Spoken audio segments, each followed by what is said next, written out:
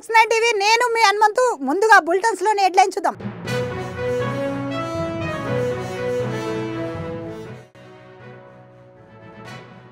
భారత సైన్యంపై సీఎం రేవంత్ రెడ్డి అనుచిత వ్యాఖ్యలు చేస్తున్నారు. కాశ్మీర్ సమస్యలు తెచ్చిందే కాంగ్రెస్ పార్టీ అన్న బీఆర్ఎస్ నేత రావుల శ్రీధర్ రెడ్డి.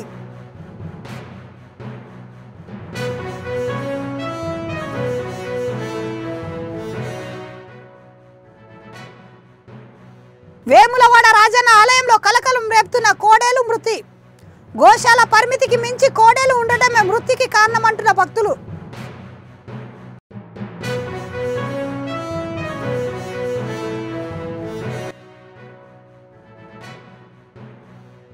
సీఎం చంద్రబాబు సారథ్యంలో ఆంధ్రప్రదేశ్ పునరాభివృద్ధికి సాధించాలి. కడపలో మహానాడు విజయవంతమైనదన్న మంత్రి అన్నం రామనారాయణ రెడ్డి.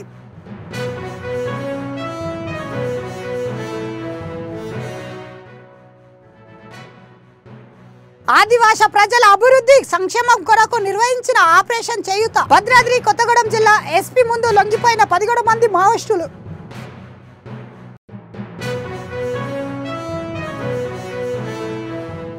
ఇక డీటెయిల్స్ లోకి వెళ్తే భారత సైన్యం పాకిస్తాన్ పై చేసిన యుద్ధాన్ని తప్పుపడుతూ సీఎం రేవంత్ రెడ్డి మాట్లాడుతున్నారని, అసలు కాశ్మీర్ సమస్యలు తీసుకొచ్చిందే కాంగ్రెస్ పార్టీ అనే విషయాన్ని గుర్తు చేసుకోవాలని బీఆర్ఎస్ నేత రావుల శ్రీధర్ రెడ్డి ఆరోపించారు.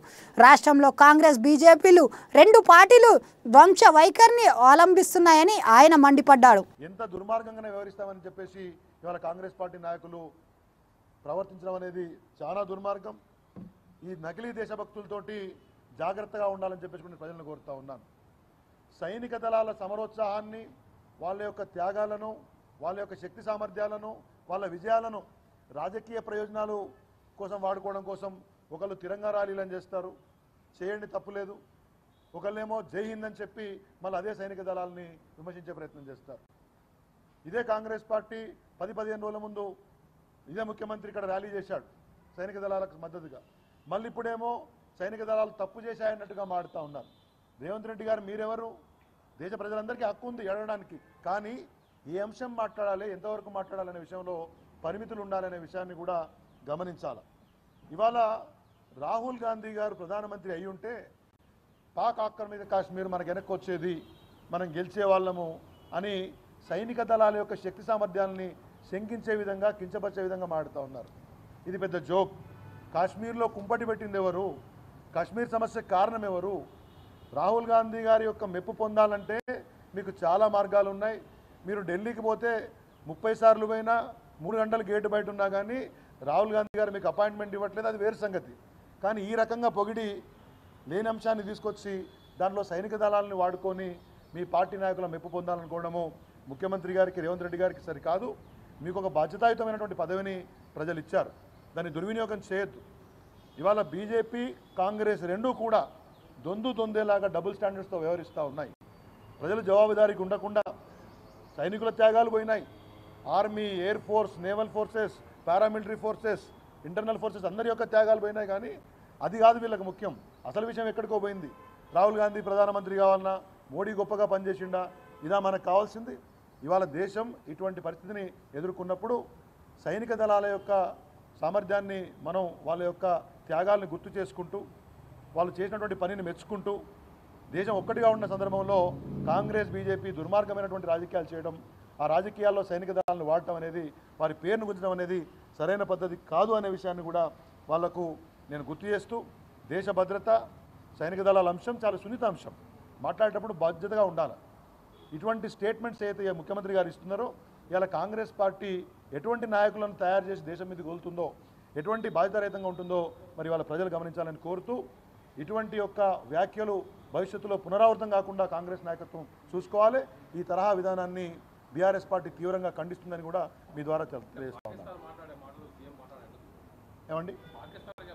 రాజన్న సిరిసిల్ల జిల్లా వేములవాడ రాజన్న ఆలయంలో కోడేలు మృతి చెందడం కలకలం రేపుతున్నాయి. తిప్పపురం గోశాలలో 8 కోడేళ్లు మృతి చెందాయి. రాజన్న కోడేళ్లు మృతితో సర్వత్ర ఆందోళనకు నెలకొంది. గోశాలలో పరిమితికి మించి కోడేళ్లు ఉండటంనే మృత్యువాత పడుతున్నాయి. 400 ఉండాల్సిన గోశాలలో 1200 కోడేళ్లు ఉన్నాయని సమాచారం. పరిమితికి మించి ఉన్న కోడేలు ఊపిరాడక పోవటంతో అనారోగ్య పాలై మృత్యువాత పడుతున్నాయని స్థానికులు ఆందోళన చెందుతున్నారు.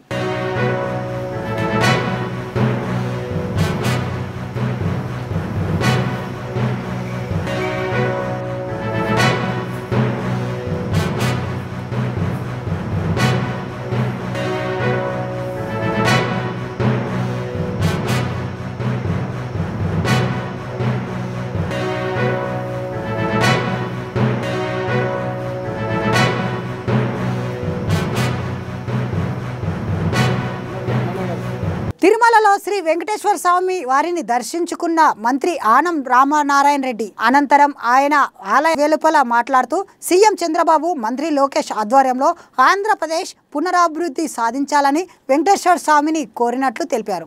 స్వామివారిని ఆశీస్సులు పొందాలని తిరుమల తిరుపతి దేవస్థానం తిరుమలకి రావడం జరిగింది. అలాగే అనేక మంది నిన్నటి పండుగ వాతావరణాన్ని వీక్షించిన వాళ్ళందరూ కూడా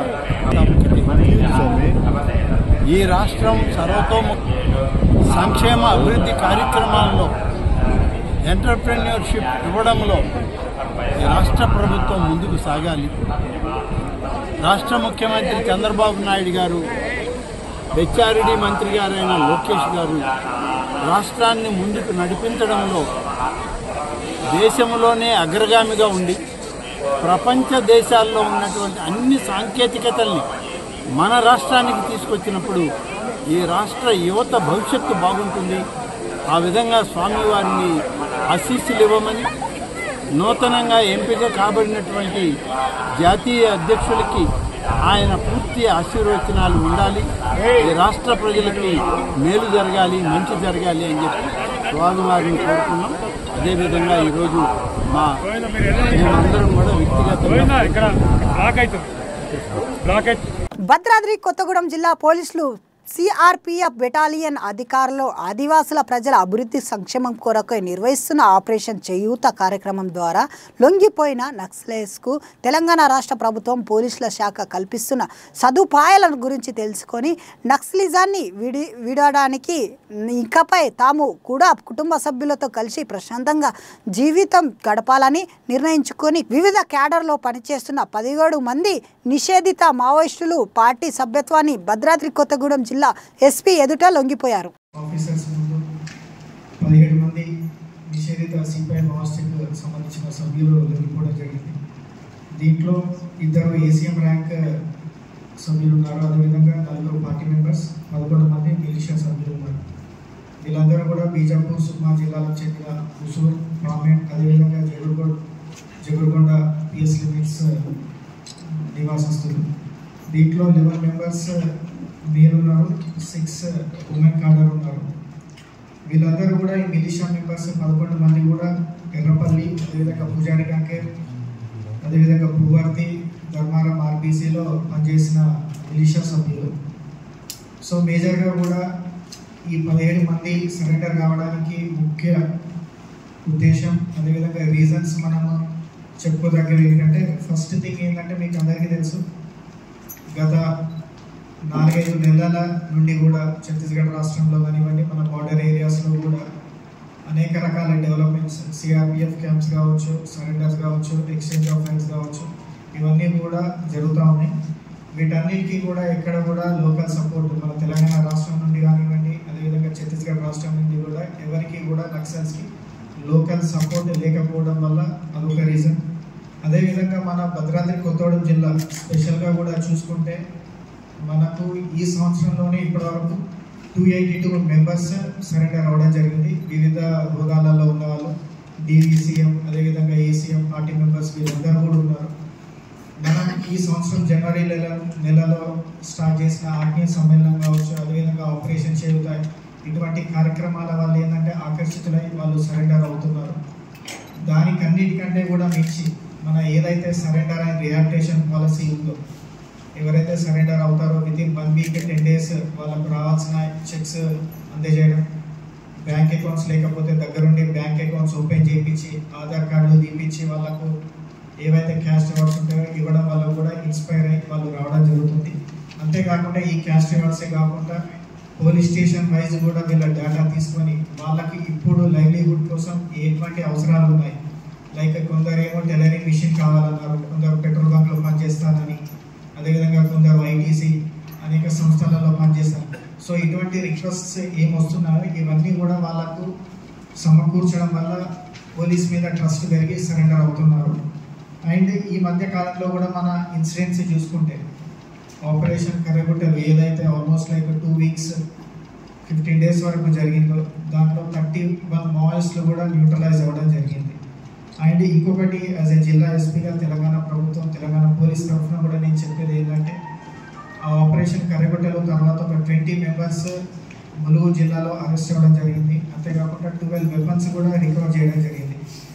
సో వాళ్ళు ఇచ్చిన సమాచారం మేరకు కూడా మనకు ఇదివరకు ఎవరైతే నక్సల్స్ కర్రగుట్టలు అనే ఒక బేస్ చేసుకొని అక్కడ ఆపరేషన్స్ చేద్దాం అనుకున్నారు అటువంటి ఇప్పుడు సాగే ప్రసక్తే లేదు. ఎందుకంటే మనకున్న ఇన్ఫర్మేషన్ వాళ్ళు ఎక్కడెక్కడ ఉన్నారు, ఎక్కడెక్కడ వాళ్ళ గుడారాలు ఉన్నాయి, ఎక్కడ హైడింగ్ ప్లేసెస్, ఇన్ కేస్ ఏమైనా అటాక్ అయినా కూడా ఎటు ఏరియా నుంచి ఎస్కేప్ అయ్యే రూట్స్, గ్రాసరీస్ ఎక్కడ ఉన్నాయి, ఇవన్నీ కూడా మనకు క్లియర్ కట్ ఇన్ఫర్మేషన్ ఉంది. కాబట్టి వాళ్ళకి ఇప్పుడు కర్రగుట్టలు అనేది కూడా సేఫ్ ఆప్షన్ కాదు.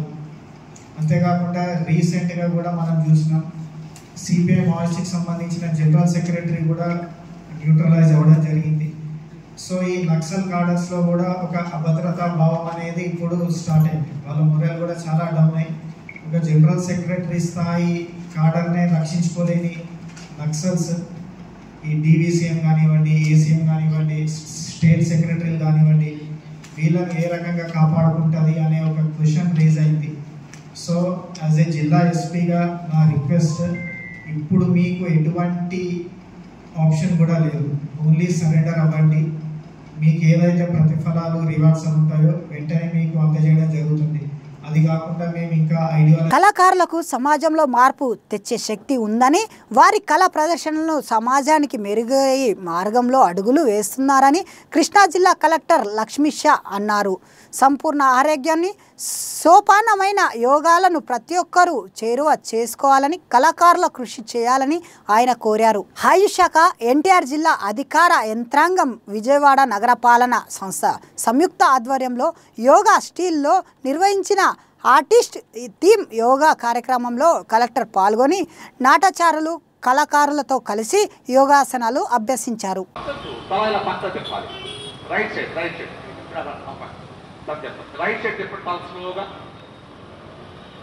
రోజు ఒక 10 minutes కానీ ఇలా ఉండగలిగితే మనకి డైజెస్ట్ సిస్టమ్ బాగుంటుంది.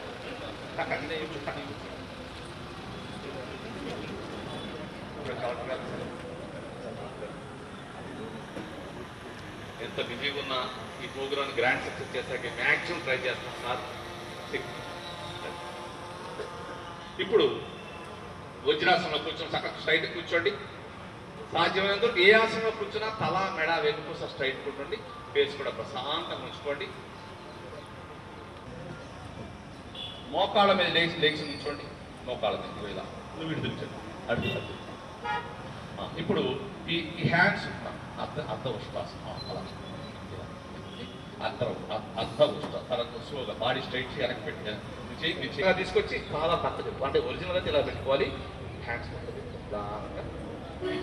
మన పాదం మీద వేసి ఆ చేయి కూడా పాదం మీద. Very good. తలానికి పెట్టు. నడు పైకి ఇలా. ఇగో ఈ పాప చేస్తుంది. వెరీ గుడ్ అమ్మా, నైస్, గుడ్ గర్ల్, సూపర్. ఇలా రావాలి. ఇక్కడ చూడండి, నడుము భుజం ఒకటే రావాలి. కళాకారులను పిలిపించి బీఆర్టీఎస్ రోడ్లో విజయవాడలో యోగా శిబిరం ఏర్పడడం జరిగింది. కళాకారులు అందరూ ఉత్సాహంగా వచ్చి అందరూ చాలా ఆసక్తికరంగా పాల్గొన్నారు. ప్రతి ఒక్కరూ ఈ ఇంటర్నేషనల్ యోగా డే కోసం ఇచ్చిన ప్రోటోకాల్ అయితే ఉందో, యోగా ప్రోటోకాల్ 45 minutes, ఆ ప్రోటోకాల్ అందరూ బాగా ప్రాక్టీస్ చేసి అందరూ ఆనందంగా యోగాలో పాల్గొన్నారు. సో ఇదే స్ఫూర్తితో ప్రతిరోజు ఒక్కొక్క సెక్టర్ పీపుల్ని తీసుకొచ్చి ఇక్కడ యోగా చేయించేది జరుగుతూ ఉంది. రేపు ఫార్మర్స్ని, రైతులను తీసుకొచ్చి ఇక్కడ యోగా చేయించడం జరుగుతుంది.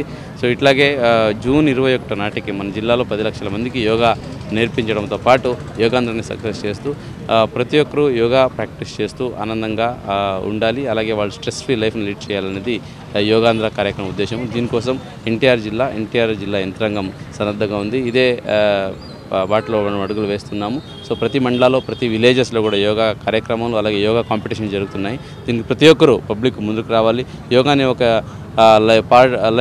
మన జీవిత భాగంగా అంటే పార్ట్ ఆఫ్ అవర్ లైఫ్గా ప్రాక్టీస్ చేసుకుంటూ ఆరోగ్యంగా ఉండాలని సందర్భంగా కోరుకుంటున్నాను. Andhra Pradesh medical councillor general body సమావేశంలో పలు తీర్మానాలు చేసింది. ఈ నెల 7న డాక్టర్ శ్రీహరిరావు అధ్యక్షన సమావేశం. Andhra Pradesh medical councillor general body తక్షణమే అమలు కింద తీర్మానం ఆమోదించారు. మెరిట్ సాధించిన ఫైనల్ MBBS విద్యార్థులకు బంగారు పథకాలు అందజేయబడుతున్నాయని, సీఎం ఈ క్రెడిట్ పాయింట్లతో మినహాయింపులు ఇవ్వనున్నట్లు సమాచారంలో తెలిపారు. అందరికీ నమస్కారం. ఆంధ్ర మెడికల్ కౌన్సిల్ మొట్టమొదటిసారిగా మన ఆంధ్రప్రదేశ్ రాష్ట్రంలోనే కాక దేశంలో మొట్టమొదటిసారిగా మన జిల్లా కేంద్రాల్లో వైద్యుల యొక్క రెన్యువల్ అంటే ఒకసారి రిజిస్టర్ అయిన తర్వాత మళ్ళీ 5 సంవత్సరాల తర్వాత రెన్యువల్ చేసుకుంటారు. అది కొందరు అట్లా రెన్యువల్ చేసుకోకుండా ఉన్నటువంటి వాళ్ళది రిజిస్ట్రేషన్ చేస్తాం. మళ్ళీ వాళ్ళది అంటే వాళ్ళు మళ్ళీ అగైన్ రిజిస్ట్రేషన్ చేసుకుని దానికి కట్టాల్సిన అమౌంట్ కట్టి రిజిస్ట్రేషన్ చేసుకోవాలి. అట్లా కొందరు అయితే NOC తీసుకుంటారు, నో అబ్జెక్షన్ సర్టిఫికేట్ తీసుకుని కొందరు ఇక వేరే పీజీ చేయాలన్నా వేరే కాలేజెస్కి వేరే స్టేట్కి వెళ్ళాలన్నప్పుడు మనకి NOC తీసుకొని వెళ్తారు. అంటే అడిషనల్ క్వాలిఫికేషన్ ఏదైతే మనం MBBS తర్వాత పీజీ డిప్లొమా ఏది చేసినా కూడా మనం అడిషనల్ డిగ్రీగా దాన్ని రిజిస్ట్రేషన్ చేస్తాం. అట్లా MCH తర్వాత మనం సూపర్ స్పెషాలిటీ చేస్తే వాళ్ళకు కూడా మనం ఆ రిజిస్ట్రేషన్లు చేస్తాం. అట్లాగే గుడ్ స్టాండింగ్ సర్టిఫికేట్స్ ఇస్తాం. ఈ విధంగా అన్ని సర్టిఫికేట్లు కూడా ఇప్పుడు అంతకుముందు అందరూ ఇక్కడ మెడికల్ కౌన్సిల్కి వచ్చి విజయవాడలో తీసుకోవాల్సిన అవసరం ఉండేది. అలా కాకుండా మొట్టమొదటిసారిగా జిల్లా కేంద్రాల్లోనే ఇవ్వాలని చెప్పి నిర్ణయించాం. దీంట్లో ఏంటంటే first time registration permanent registration MBBS చేసుకున్న వాళ్ళకి తప్ప మిగతా అన్ని రకాలైనటువంటి సేవలని ఏపీ మెడికల్ కౌన్సిల్ అక్కడ అందజేస్తుంది. ముఖ్యంగా మనం ఏంటంటే ఇట్లా రిజిస్ట్రేషన్ చేసినప్పుడు ఒకసారి మనం వాళ్ళ థంబ్ ప్రింట్ అయితేనేమి వాళ్ళ ఫోటోగ్రఫీ సిగ్నేచర్ ఇవన్నీ తీసుకోవాల్సి ఉంటుంది. కాబట్టి ఒక్కసారి మెడికల్ కౌన్సిల్కి రావాలి, ఆ తర్వాత నీకు రావాల్సిన అవసరం లేదు. ఆన్లైన్లో పూర్తిగా ఎన్నిసార్లు అయినా కూడా రెన్యువల్ చేసుకోవచ్చు. ఈ విధంగా మేము మొట్టమొదటిసారిగా జిల్లా కేంద్రాలు చేస్తాం. దాన్ని రేపు జూన్ 7వ తారీఖున అంటే శనివారం 8వ తారీఖు 7-8 తారీఖుల్లో విజయనగరం గవర్నమెంట్ మెడికల్ కాలేజీలో స్టార్ట్ చేస్తూ ఉన్నాము. ఆ తర్వాత నెక్స్ట్ వీక్ వచ్చేసి 14-15వ తారీఖులో విశాఖపట్నంలో చేస్తూ ఉన్నాం. అట్లా 21-22 తారీఖుల్లో మేము కాకినాడ జిల్లాలో అంటే మేము 13 జిల్లాలుగా తీసుకున్నాం. అంటే అరెస్ట్ పాత జిల్లాలను తీసుకొని 13 జిల్లాల కింద తీసుకొని 13 జిల్లాల్లో కూడా మా బృందం వెళ్తారు. ఇక్కడ టీం వెళ్ళేసి మొత్తం అక్కడే వాళ్ళు అన్ని స్కాన్ చేసుకొని రిజిస్ట్రేషన్ చేసుకొని వాళ్ళ థంబ్ ప్రింట్ అయితే వాళ్ళ ఫోటోగ్రాఫ్స్ తీసుకొని వాళ్ళ సిగ్నేచర్ అన్నీ తీసుకొని వచ్చేస్తాం. కాబట్టి ఇంక ఫ్యూచర్లో కూడా వాళ్ళు మెడికల్ కౌన్సిల్ రావాల్సిన అవసరం ఉండదు. అటు ఏ జిల్లాలో ఉన్నటువంటి వైద్యులు ఆ జిల్లాలోనే నేను చెప్పినటువంటి సదుపాయాలన్నీ కూడా పొందుతారు. వాళ్ళు ముఖ్యంగా ఏంటంటే వచ్చే ముందు మేము ఆల్రెడీ ఇప్పటికే అన్నీ DMB గారికి అయితేనేమి DMHO గారికి వీళ్ళందరూ కూడా మెసేజ్ పంపించి అదేవిధంగా ఇండియన్ మెడికల్ అసోసియేషన్కి అప్రా సీనియర్ నాయకులకి ఆ గ్రూపులకంతా కూడా పంపించడం జరిగింది. కాబట్టి దీని ద్వారా వచ్చే వాళ్ళకి అక్కడికి వచ్చినప్పుడు టోకన్స్ ఇస్తాం. ఫస్ట్ టోకన్స్ ఇచ్చి ఎవరు ఫస్ట్ వస్తారో వాళ్ళ ఆధారంగా వాళ్ళకి రిజిస్ట్రేషన్ స్టార్ట్ చేస్తాం. అది అయిన తర్వాత వాళ్ళు ఇంతవరకు మాకేమంటే ఎవరైనా రిజిస్ట్రేషన్ చేయాలంటే వాళ్ళకి అయిపోయిన తర్వాత ఒక 1 మంత్ గ్రేస్ పీరియడ్ ఉంటుంది రెన్యువల్ చేసుకోవాలంటే.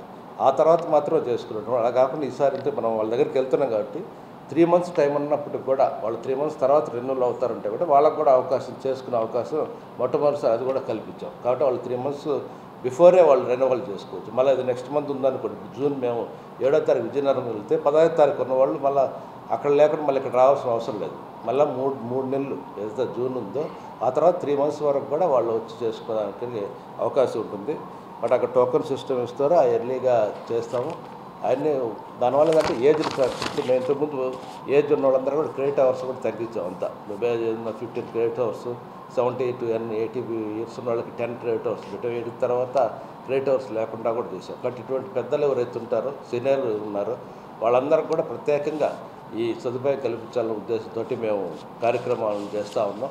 అట్లా మెడికల్ కౌన్సిల్లో మీరు చూసినట్లయితే అందరికి కూడా ఒక స్ట్రీమ్లైన్గా చేసి వెబ్సైట్ని డెవలప్ చేస్తూ ఉన్నాం.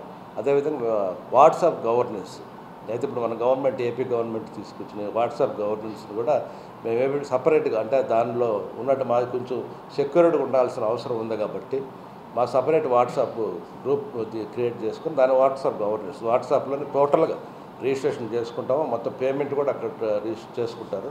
బట్ సర్టిఫికేట్ మాత్రం ఒరిజినల్గా అంటే వాళ్ళు. మైనర్ బాలికపై అత్యాచారం చేసిన ఘటన మల్కాజ్గిరిలోని వెలుగులోకి వచ్చింది.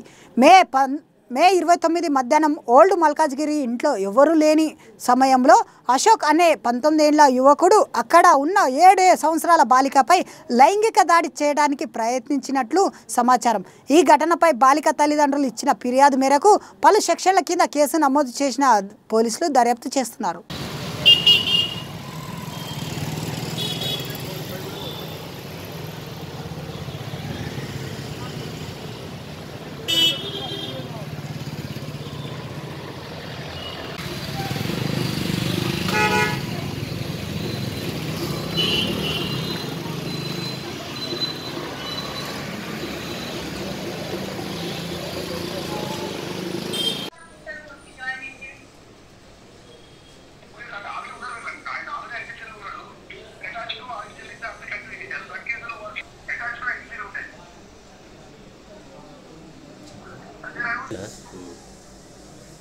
పర్యాటక ప్రదేశంలో యోగాంధ్ర కార్యక్రమాన్ని నిర్వహించాలని రాష్ట్ర ప్రభుత్వం నిర్ణయంలో భాగంగా విజయనగరం జిల్లాలోని ఆధ్యాత్మిక పర్యటన కేంద్రం రామనారాయణంలో యోగాంధ్ర కార్యక్రమాన్ని వేడుకలు నిర్వహించారు.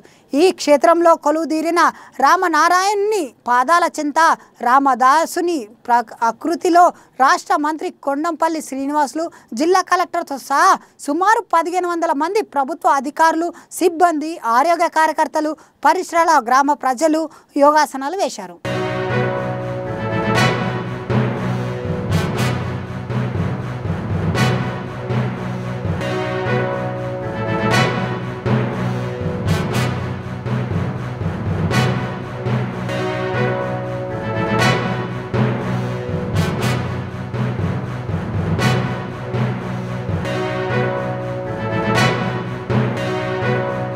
బులెటిన్ ముగించే ముందు హెడ్లైన్స్ మరొకసారి.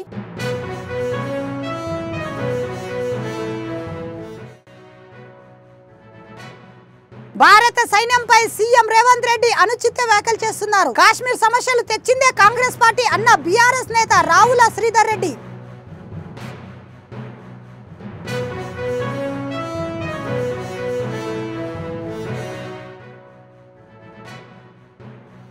వేములవాడ రాజన్న ఆలయంలో కలకలం రేపుతున్న కోడేలు మృతి. గోశాల పరిమితికి మించి కోడేలు ఉండటమే మృతికి కారణమంటున్న భక్తులు.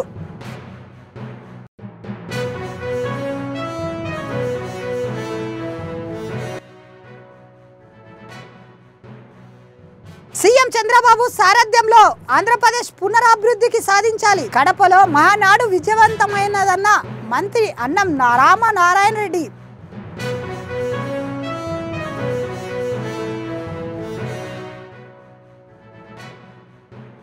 ఆదివాసీ ప్రజల అభివృద్ధి సంక్షేమం కొరకు నిర్వహించిన ఆపరేషన్ చేయూత. భద్రాద్రి కొత్తగూడెం జిల్లా ఎస్పీ ముందు లొంగిపోయిన 17 మంది మావోయిస్టులు.